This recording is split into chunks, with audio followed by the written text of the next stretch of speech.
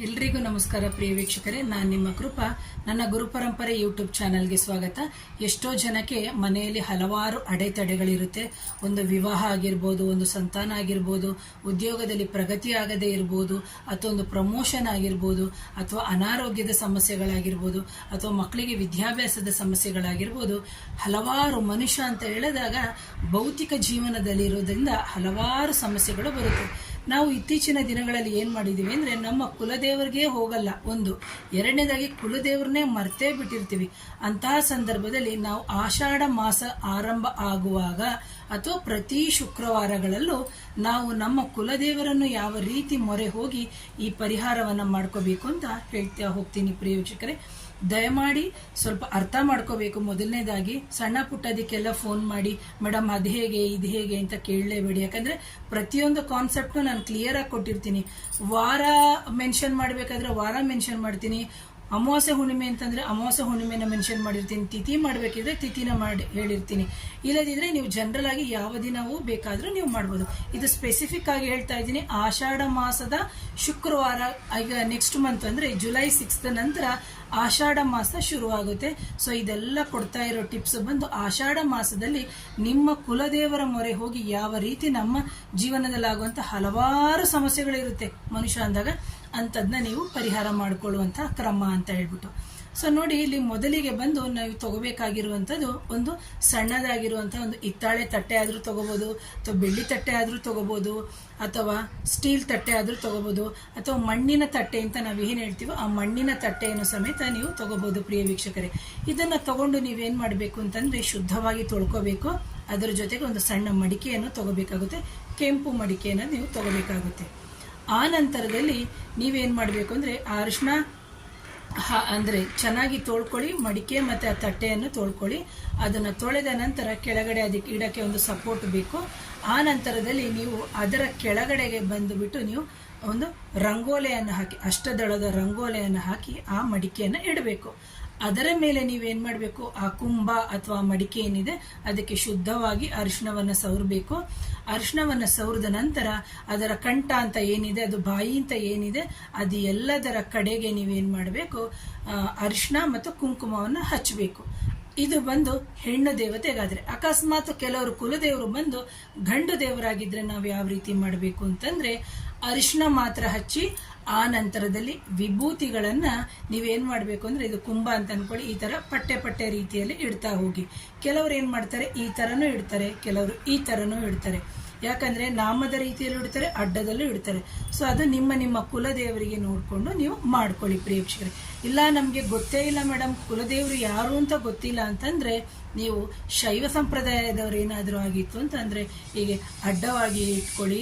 ಅಥವಾ ನಾವು ವೈಷ್ಣವ ಸಂಪ್ರದಾಯದಾಗಿದ್ರೆ ಈ ತರ ಆ ಕುಂಭಕ್ಕೆ ಅಥವಾ ಮಡಿಕೆಗೆ ಹೀಗೆ 3 ವಿಭೂತಿ ಕಟ್ಟೆಯನ್ನ ಅಂದ್ರೆ ವಿಭೂತಿ ಪೌಡರ್ನ ನೀವು ಹಾಕ್ಬೋದು. ಅದಾದ ನಂತರ ಅದರ ತುಂಬ ಅಂದ್ರೆ ಒಂದಿಷ್ಟು ಸಣ್ಣ ಮಡಿಕೆ ಏನಿದೆ ಅದರ ತುಂಬ ಅಕ್ಕಿಯನ್ನು ಹಾಕೊಳ್ಳಿ. ಅಕ್ಕಿಯನ್ನು ಹಾಕೊಂಡು 11 ರೂಪಾಯಿ ಅಂದ್ರೆ 11 ನಾಣ್ಯಗಳನ್ನ ನೀವು ತಗೋಬೇಕು. ಸತತವಾಗಿ 11 ವಾರಗಳು ಮಾಡೋದ್ರಿಂದ ತುಂಬಾ ಅಂದ್ರೆ ತುಂಬಾ ರಿಸಲ್ಟ್ ಸಿಗುತ್ತೆ. ಇದು ನೀವು ನಂಬಿಕೆಯಿಂದ ಪ್ರೀತಿಯಿಂದ ನೀವು ಮಾಡ್ತಾ ಹೋಗ್ಬೇಕು. 11 ವಾರ ಅಂತಂದಾಗ ನಮಗೆ 2.5 ತಿಂಗಳು ಆಗುತ್ತೆ. ಆ 11 ವಾರದಲ್ಲಿ 121 ನಾಣ್ಯಗಳು ಸಿಗುತ್ತೆ. ಈಗ ಮೊದಲನೇ ಶುಕ್ರವಾರ ನೀವು ಆರಂಭಿಸಿದ್ದೀರಿ ಅಂತ ಅನ್ಕೊಳ್ಳಿ. ಅದರ ಮೇಲೆ ನೀವೇನ್ ಮಾಡಿರ್ತೀರಿ, ಆ ಅಕ್ಕಿಯನ್ನು ಹಾಕಿರ್ತೀರಿ.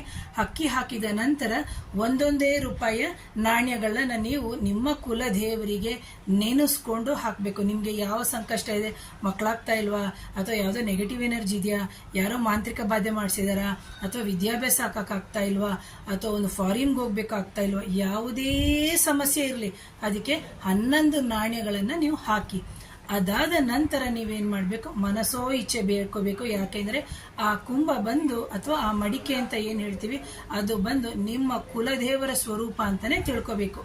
ಆ ನಂತರದಲ್ಲಿ ಆ ಕುಂಭಕ್ಕೆ ಏನಿರುತ್ತೆ, ಇದೊಂದು ಕುಂಭ ಅಂತ ಅನ್ಕೊಳ್ಳಿ. ಆ ಕುಂಭದ ಬಾಯಿ ಅಥವಾ ಮಡಿಕೆಯ ಬಾಯಿ ಏನಿದೆ ಅದಕ್ಕೆ ಸುತ್ತಲೂ ಅದಕ್ಕೆ ಹಿಂಗೆ ಚೆನ್ನಾಗಿ ಹೂವನ್ನು ಹಾಕಿ. ಅಂದ್ರೆ ದೇವರಿಗೆ ನಾವು ಯಾವ ರೀತಿ ಕುತ್ತಿಗೆಗೆ ಹಾರವನ್ನು ಹಾಕ್ತೇವೆ ಅದೇ ರೀತಿ ಆ ಮಡಿಕೆಗೆ ಒಂದು ಸುಗಂಧ ಭರಿತವಾದಂತ ಹೂವನ್ನು ಹಾಕಿ.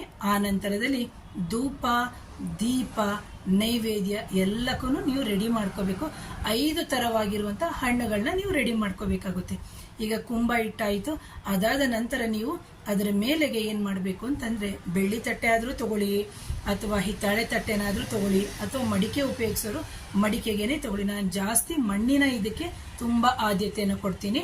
ಹಾಗಾಗಿ ಅದರ ಮೇಲೆ ನೀವೇನು ಮಾಡಬೇಕು, ಒಂದು ಮಣ್ಣಿನ ಹಣತೆಯನ್ನು ಇಡಬೇಕು. ಆ ಮಣ್ಣಿನ ಹಣತೆ ಬಂದು 2 ತಿರಿಲೇ ಇರಬೇಕು. ಸಾಧ್ಯ ಆದವರು ತುಪ್ಪದ ದೀಪವನ್ನು ಹಚ್ಚಬಹುದು, ಸಾಧ್ಯ ಆಗಿಲ್ಲದವರು ಎಳ್ಳೆಣ್ಣೆ ದೀಪವನ್ನು ಹಚ್ಚಬಹುದು. ಇಲ್ಲದಿದ್ರೆ ಆದಷ್ಟು ಬೇಗ ನಮ್ಮ ಕೋರಿಕೆಗಳು ಈಡೇರಬೇಕು ಅಂತಂದ್ರೆ ನೀವು ಕೊಬ್ಬರಿ ಎಣ್ಣೆ ದೀಪ ಜೊತೆಗೆ ತುಪ್ಪದ ದೀಪವನ್ನೇ ನೀವು ಹಚ್ಚಬೇಕು. ಎಲ್ಲ ನೀವು ಮಾಡಿದಿರಿ, ಅದನ್ನ ಗಂಧದ ಕಡ್ಡಿ ಹಚ್ಚಿದಿರಿ, ಅದಾದ ನಂತರ ಧೂಪ ಹಾಕಿದಿರಿ, ದೀಪ ಹಚ್ಚಿದಿರಿ, ನೈವೇದ್ಯ ಸಮೇತವನ್ನು ನಿಮ್ಮ ಕುಲದೇವರಿಗೆ ನೆನೆಸ್ಕೊಂಡು ಮಾಡಿದಿರಿ.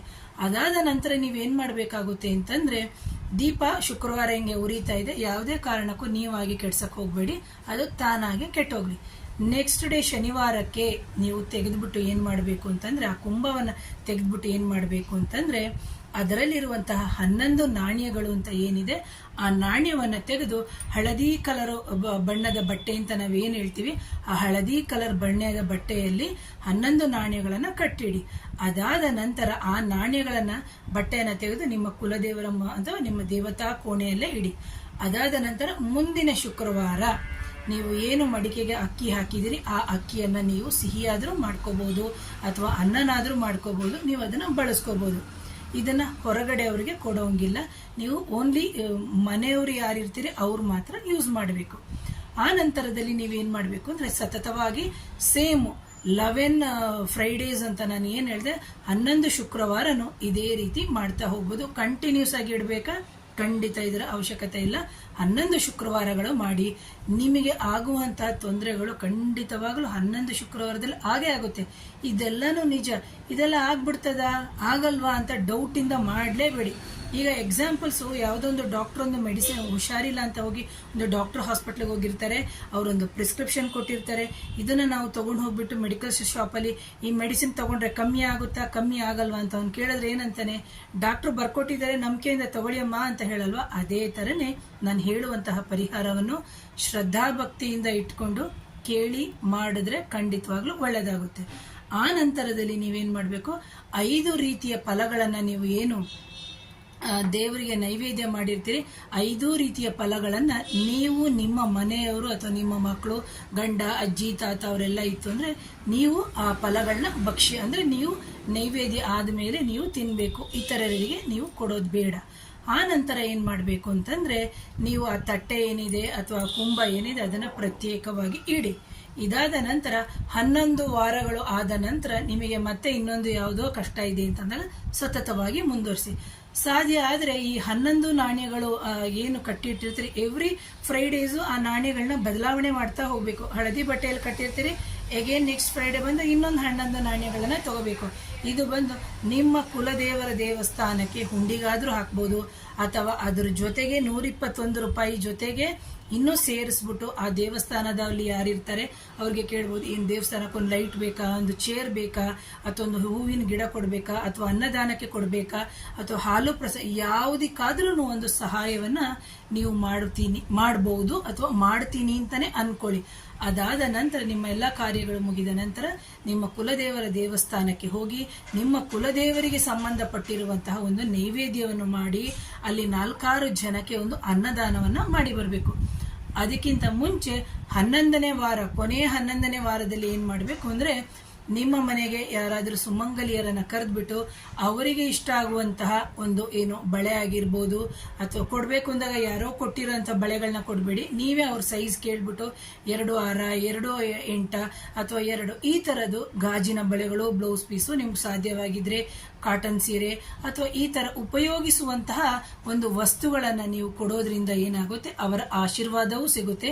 ಜೊತೆಗೆ ಅವರಿಗೆ ಏನ್ ಮಾಡಬೇಕು, ಸಿಹಿ ಭೋಜನವನ್ನು ನೀವು ಮಾಡಬೇಕು. ಕೊನೆಯ ಶುಕ್ರವಾರ ನಿಮ್ಮ ಕುಲದೇವರಿಗೆ ಸಂಬಂಧಪಟ್ಟಂತಹ ಸಿಹಿ ಭೋಜನವನ್ನು ನೀವು ಕುಲದೇವರಿಗೂ ನೈವೇದ್ಯ ಮಾಡಿ ನೀವು ಸಮೇತ ತಗೊಳ್ಳಿ. ಆ ನಂತರದಲ್ಲಿ ಬಂದಂತಹ ಸುಮಂಗಲಿಗರಿಗೆ ಕೊಡೋದ್ರಿಂದ 11 ವಾರಗಳಲ್ಲಿ ನಿಮ್ಮ ಕುಲದೇವತೆಗೆ ಸಂಬಂಧಪಟ್ಟಿರುವಂತಹ ಎಲ್ಲ ತೊಂದರೆಗಳು ನಿವಾರಣೆ ಆಗುತ್ತೆ. ಅಂದ್ರೆ ಕುಲದೇವರಿಗೆ ಹೋಗದೇ ಇದ್ದಾಗ, ಜೊತೆಗೆ ಕೆಲವ್ರ ಮನೆಯಲ್ಲಿ ಸದಾ ಆಕ್ಸಿಡೆಂಟ್ಸ್ ಆಗ್ತಾ ಇರ್ತದೆ, ಅದು ನೆಗೆಟಿವ್ ಎನರ್ಜಿ ಆಗಿರ್ಬೋದು ಅಥವಾ ಮಾಂತ್ರಿಕ ಬಾಧೆ ಆಗಿರ್ಬೋದು. ಅದಕ್ಕೆ ಗೊತ್ತಿಲ್ಲದೆ ಆಗುವಂತಹ ತೊಂದರೆಗಳು ನಿವಾರಣೆ ಆಗುತ್ತೆ. ಅಕಸ್ಮಾತ್ ಈಗ ಕುಲದೇವರು ಅಂತ ಹೇಳಿದೆ, ಕುಲದೇವರು ಗೊತ್ತೇ ಇಲ್ಲಪ್ಪ ನಮಗೆ, ನಾವೇನ್ ಮಾಡಬೇಕು, ಅಂತಹ ಸಂದರ್ಭದಲ್ಲೂ ಸಮೇತ ಆ ಮಡಿಕೆಯನ್ನೇ ನೀವು ನಿಮ್ಮ ಕುಲದೇವರು ಅಂತ ಹೇಳ್ಕೊಂಡು ನೀವು ಅದನ್ನು ಪೂಜೆ ಮಾಡೋದ್ರಿಂದ ಖಂಡಿತವಾಗ್ಲೂ ನಿಮಗೆ ಈ ಏನು ತೊಂದರೆಗಳಿಗೆ ಪರಿಹಾರ ಆಗುತ್ತೆ. ಕುಲದೇವರು ಗೊತ್ತಿಲ್ಲದಾಗ ಈ ನಾಣ್ಯಗಳನ್ನ ಏನ್ ಮಾಡೋದು ಮೇಡಮ್ ಅಂತ ನೀವು ಕೇಳ್ಬೋದು. ಕನಸಿನಲ್ಲಿ 11 ಶುಕ್ರವಾರಗಳಲ್ಲಿ ಖಂಡಿತವಾಗ್ಲೂ ಯಾವುದೋ ಒಂದು ರೂಪದಲ್ಲಿ ಆ ತಾಯಿ ಕನಸಿನ ಮುಖಾಂತರವೋ ಅಥವಾ ನಿಮ್ಮ ಕಡೆಯವರ ಮುಖಾಂತರವೋ ಅವಳು ಅಥವಾ ಆ ಕುಲದೇವ, ಅಥವಾ ಕೆಲವ್ರ ಮನೆಯಲ್ಲಿ ಗಂಡ್ಸಾಗೂ ಕುಲದೇವರು ಇರ್ತಾರೆ ಅಥವಾ ಹೆಣ್ಣು ಕುಲದೇವರು ಇರ್ತಾರೆ.